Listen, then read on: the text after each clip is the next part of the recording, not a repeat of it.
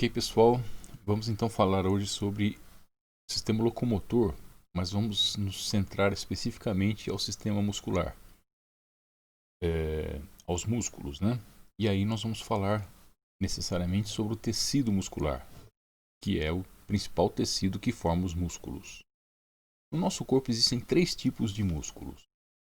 Músculo esquelético é um músculo presente sempre ligado ao esqueleto. É uma musculatura em que você tem um controle voluntário sobre ela. Então, se você pensa voluntariamente, conscientemente, você consegue movimentar esse músculo. É um músculo de contração forte e é uma contração descontínua. Você pode contrair e relaxar, né? Dentro da sua vontade, como nós dissemos. Então, ele é voluntário. O segundo músculo está restrito ao coração, é um músculo cardíaco e que também tem contração bastante forte, mas é uma contração rítmica e involuntária. Você não sabe, você não pode falar, vou fazer meu coração bater mais rápido ou mais devagar, né? Ele vai acontecer de acordo com a necessidade. E a musculatura lisa está presente nas vísceras, né? Em todos os nossos órgãos internos. É uma musculatura que você também não tem controle nenhum e ela tem uma contração lenta, né? Uma contração não muito forte, aliás, uma contração fraca, né? Tanto é que essa musculatura, quando ela contrai um pouco mais forte por qualquer coisa, é provocador. Né? A cólica intestinal, a cólica menstrual, é devido a contrações fortes da musculatura lisa. E não é um músculo adaptado para esse tipo de contração. Tá bem? Bom, mas nós vamos centrar na nossa aula no músculo esquelético, porque a partir dele nós podemos entender um pouco como acontece com os outros também. Existem algumas diferenças entre esses três tipos de músculos, além dessas que eu falei, né?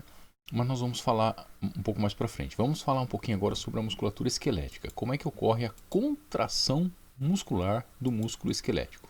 Bem, se você pegar uma peça de músculo, se você não conhece, você pode ir ao açougue e pedir para dar uma olhadinha no músculo. Você vai ver que existe uma estrutura externa aqui, ó, uma capa, né, branca. Isso é tecido conjuntivo. Então essa capa branca ela vai separando estruturas cada vez menores até chegar na célula muscular. Bem? Então, isso é a estrutura de um músculo. Essas camadas, né, nós chamamos de mísio, certo? Epimísio, perimísio e endomísio. Ele vai separando grupos celulares até chegar no endomísio que pega uma única célula. Muito bem. Então tá aqui, ó, certo? Aqui é o epimísio, separa em grupos melhores, que são os perimísios, e em volta de cada célula muscular está o endomísio. E isso aqui então é uma célula muscular, tá? Nós costumamos chamar de fibra muscular. Por quê? Porque uma célula muscular esquelética é uma célula bastante comprida, e então parece uma fibra. Então isso é uma fibra muscular, isso é uma célula muscular. E isso tudo é um músculo. Ok?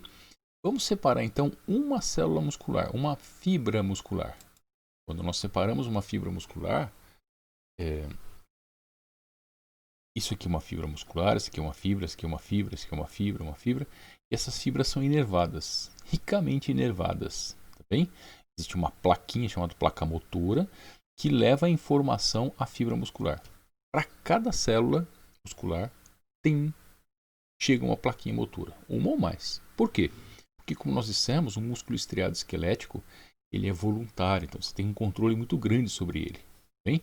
Se eu estou falando agora, movimentando as mãos, é em função desse controle voluntário que chega através das placas motoras, dessas terminações nervosas em cada uma dessas fibras musculares. A fibra muscular esquelética ela é estriada, tá vendo? Pequenas estriazinhas. Nós vamos entender por que elas são assim. E elas são multinucleadas, porque o núcleo é responsável em controlar as funções da célula. Então, uma célula grande precisa de mais músculos, de mais núcleos, né? Esse corte que nós estamos vendo aqui é longitudinal, então nós vamos ter uma fibra longitudinalmente. Mas se eu quiser fazer um corte transversal, cada uma dessas é uma célula muscular, né? E os núcleozinhos em torno dela aqui, ok? Já esse tecido que aparece aqui é o tecido conjuntivo, é o tal do endomísio, ok? Muito bem, então veja lá, em corte transversal e em corte longitudinal, um músculo esquelético. Pense em qualquer músculo aí do seu corpo, né? seus membros superiores, inferiores, né? Seu abdômen, seu tórax. Tá aí, é esse tipo de músculo que a gente vai estudar. Bem, isso é um corte de músculo de língua. Por quê? Porque a língua é interessante, né? Ela tem músculos em diferentes sentidos, para que a língua tenha uma movimentação muito ampla. Então você tem músculos em cortes longitudinal, transversal, oblíquo, tá bem? Bom, vamos conhecer então um pouquinho essa história do músculo, né? Quando eu pego um músculo, ele é formado por várias fibras, né? Cada fibra muscular dela tem dentro dela uma série de miofibrilas, que são conjuntos de proteínas que aparecem aqui nessas miofibrilas. Essas miofibrilas têm principalmente dois tipos de proteínas. Guardem isso, hein? Actina e miosina. Principalmente actina e miosina. Tem outras duas? Tem. Mas para nós, é importante guardar actina e miosina.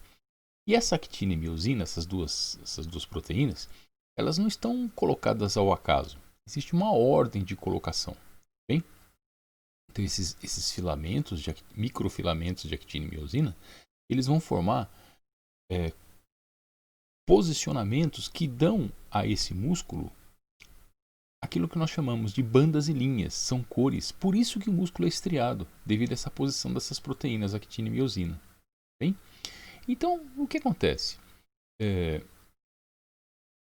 Olha aqui a forma como essas proteínas se organizam. Essas tirinhas fininhas aqui são as tirinhas de actina. E essas mais grossinhas são as tirinhas de miosina. As miosinas se intercalam com a actina. Então vejo que tem regiões que só tem actina, tem regiões que tem actina e miosina, tem regiões que só tem miosina e tem região onde volta a ter actina e miosina e só actina. E aí nós vamos dando nome a essas estruturas. Entre um limite e outro dessas estruturas que se repetem, nós chamamos de sarcômero. Então guardem isso também. Sarcômero é a unidade de contração muscular, né? Então, uma miofibrila é formada por um conjunto de sarcômeros. Então, daqui até aqui é um sarcômero, daqui até aqui é um sarcômero, daqui até aqui é um sarcômero. Observe então como acontece a contração muscular. Nada mais é que o deslizamento dos filamentos de actina sobre os filamentos de miosina. Vejam, sarcômero, uma linha, outra linha, duas linhas Z. Aqui o sarcômero está relaxado. E aqui ocorreu uma contração, vocês perceberam? A actina deslizou em direção ao centro sobre a miosina. Essa é a contração. Para que a contração aconteça, é necessário que haja uma descarga de cálcio pelo retículo endoplasmático liso no citoplasma. O cálcio é o átomo que vai desencadear o processo de contração. Para isso acontecer, existem outras duas proteínas atuando, bem? Mas que nós não vamos discutir aqui nessa aula. Basta vocês lembrarem que a contração muscular é o deslocamento da actina sobre a miosina, encurtando o sarcômero, ok? Por fim, vale a pena destacar pequenas diferenças entre o músculo cardíaco, músculo liso e o músculo estriado esquelético. Bom, o músculo cardíaco também é um músculo estriado, mas essas células são bem menores e entre uma célula e outra existem reforços de união, que nós chamamos de discos intercalares, que vão juntar células musculares cardíacas. Então observe aqui, o músculo cardíaco também é estriado e apresenta esses discos intercalares. Já o músculo liso não tem estrias, então ele não é estriado, daí o nome liso, e vai aparecer células fusiformes na forma de um fuso, tá? Como se fossem fusos.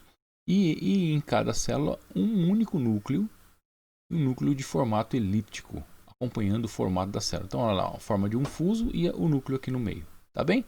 Então, esse é o nosso músculo